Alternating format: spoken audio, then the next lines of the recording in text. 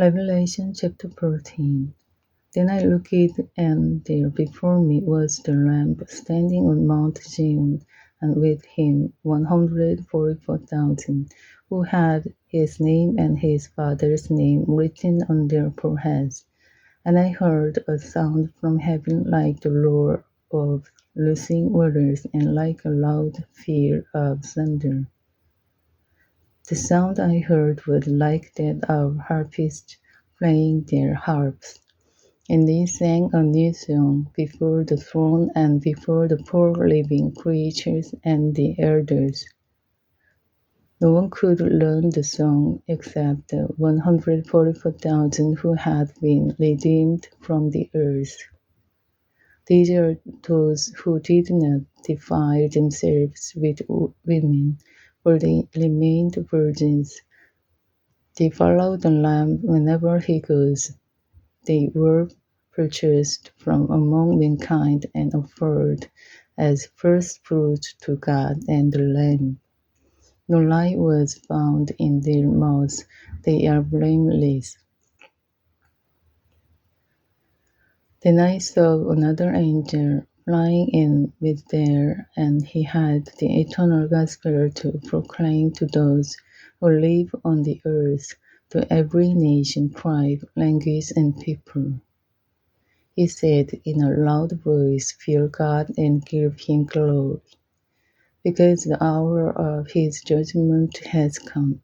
Worship him who made the heavens, the earth, the sea, and the springs of water." A second angel followed and said, "Fallen, fallen is Babylon the Great, which made all the nations drink the maddening wine of her adulteries."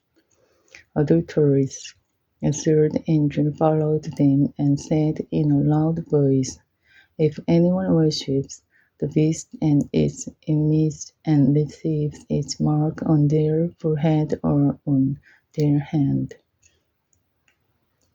they too will drink the wine of God's fury, which has been poured full strength into the cup of his wrath.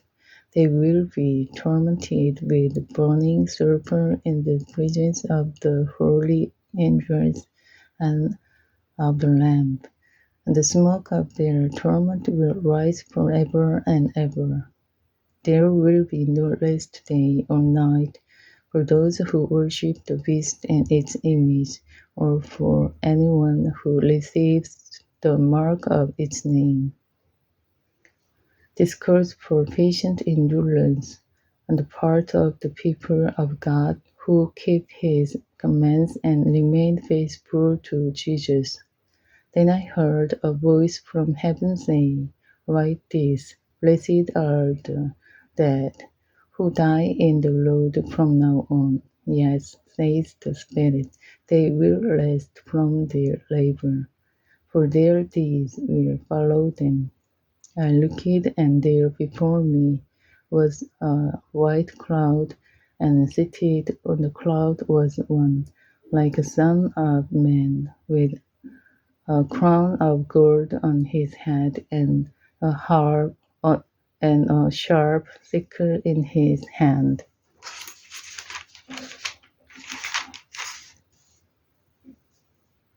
Then another angel came out of the temple and called it in a loud voice to him who was sitting on the cloud, "Take your sickle and reap, because the time to reap has come, for the harvest of the earth is ripe." So he who was seated on the cloud swung his sickle over the earth, and the earth was harvested. Another angel came out of the temple in heaven, and he too had a sharp sickle. Still another angel, who had charge of the fire, came from the altar and called in a loud voice to him who had the sharp sickle, "Take your sharp sickle and gather the clusters of grapes from the earth's vine, because its grapes are ripe."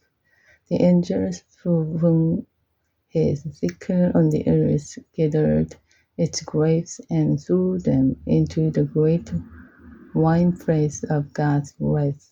They were trampled in the winepress outside the city, and blood flowed out of the press, rising as high as the horses' bridles for a distance of 1,600 stadia. Amen.